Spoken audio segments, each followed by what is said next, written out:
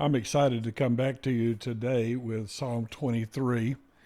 The Lord is my shepherd. We've gone over that and what that means. And the entire psalm is based on this truth: the Lord. The Lord. Got to know who He is. We've talked a lot about that. You need to meditate on that constantly, and you need to fight everything in your head that paints a different picture of God than what the Bible says. Fight that. The Lord is my shepherd. The Lord, I am, Yahweh, is shepherding me. He is my shepherd. He is my shepherd, and He is working in my life. And by shepherd, He's the owner. And by shepherd, He's in charge. So by shepherd, we have a very strong relationship. And since He is my shepherd, we get to the next part of the psalm, which is, I shall not want. I shall not want. What a tremendous thing. The Lord is my shepherd. I shall not want. There's something beautiful in the Hebrew word for want or lack. It's not in the future tense in the Hebrew. In fact, in Hebrew, they don't have a future tense. It's in what's called the perfect aspect, which emphasizes not future, but completed action or certainty. He is stating that he does not want, he will not want, and he cannot say that with absolute confidence. He hasn't wanted, doesn't want, and will never want. That's pretty beautiful. I shall not want. I will not want. It is not. It is done. That it is done, fixed, finished. That he will not want, because his shepherd is taking care of him. It'd be impossible for him to be lacking what he needed, because the Lord is his shepherd. And David is speaking from experience and sees God's provision as unbreakable reality. The Lord is my shepherd. I shall not want. It's unthinkable to believe that God, his shepherd, will not be dependable. Now, I need to stop here and just remind you of fantastic truths that are going on here. David is in the middle of chaos. His life is falling apart. He has literally no human hope. The majority of his kingdom's turned against him. His best friend has betrayed him. His son is leading an army against him. His son has publicly humiliated him by putting his 10 wives up on the rooftop of the house and had relations with them. And David's in trouble. Where do you turn? I know you're maybe facing trouble. You may be dealing with junk in your life, and maybe it's marriage problems, or maybe it is financial problems, or emotional problems, or problems raising your children. And you begin to feel like you're abandoned and you're alone, but that's simply not true, because the Lord is your shepherd. If you're a believer, He is your shepherd. And you shall not want. And what David does is take the focus off of himself, the focus off of his circumstances, the focus off of his problems, the focus off of his pressures, and put them on the promises of his Lord, the promises of his shepherd. He doesn't see circumstances, he sees Christ.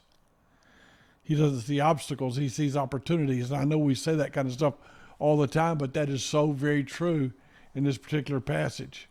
So what you want to recognize right now first as we begin is that the shepherd is all you need. He's the source of all you need. He is all you need. The Lord is my shepherd. The Lord is my shepherd. Everything I have comes from the Lord. I need to understand that. The Bible says in 1 Chronicles 29:14, I love this. When King David, the same David that is writing Psalm 23, probably prior to this, writes and says, who am I and what are my people that we should offer so willingly? For all things come of thee, and of thine own have we given thee.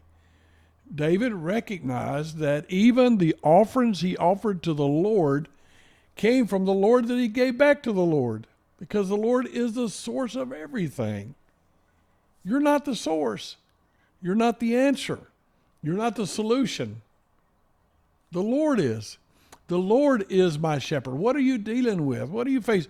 Today, cast all your burden on him because he is the source of everything. He's the creator, our creator. He's the owner.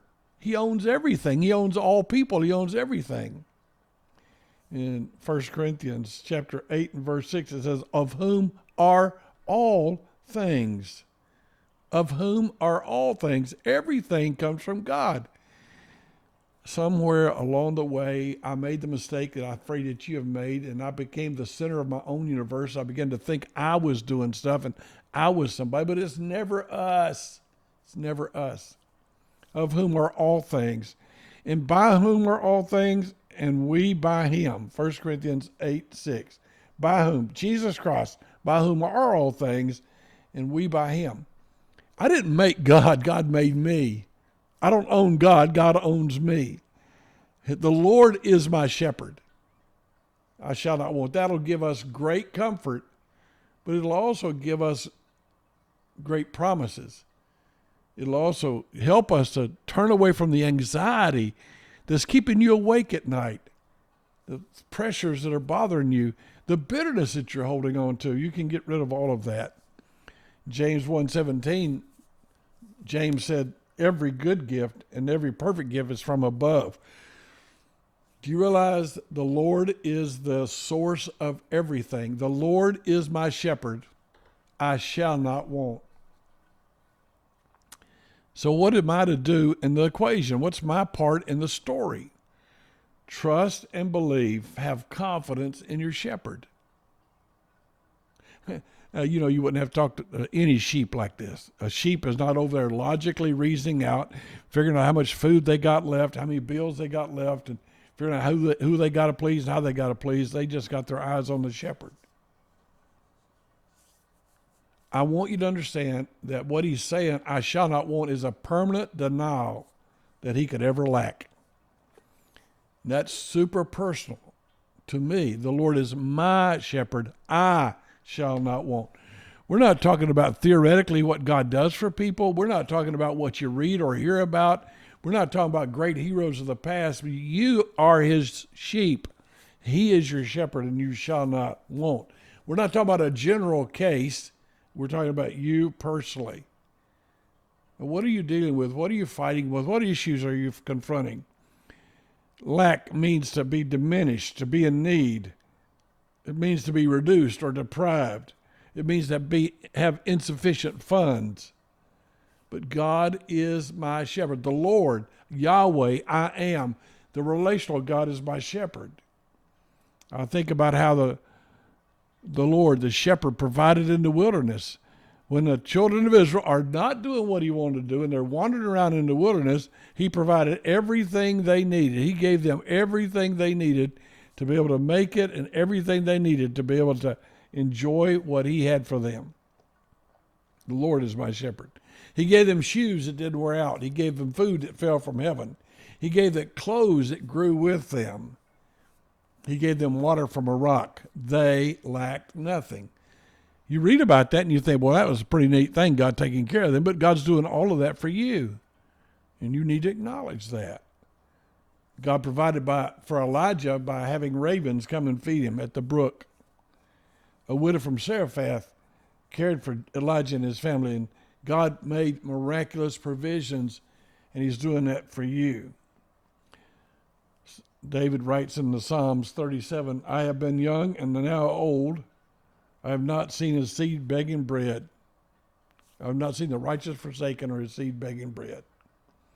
So I just want to challenge you today to know the Lord is my shepherd. I shall not want. The Lord is my shepherd. I shall not want. What is it you're dealing with? How are you hurting? You listen to me. Take your cares and lay them on the Lord and decide in the middle of the chaos, in the middle of the attacks, in the middle of all the anxiety that's coming your way, you will not focus on the problem. You'll focus on Jesus. The Lord is my shepherd. The Lord is my shepherd.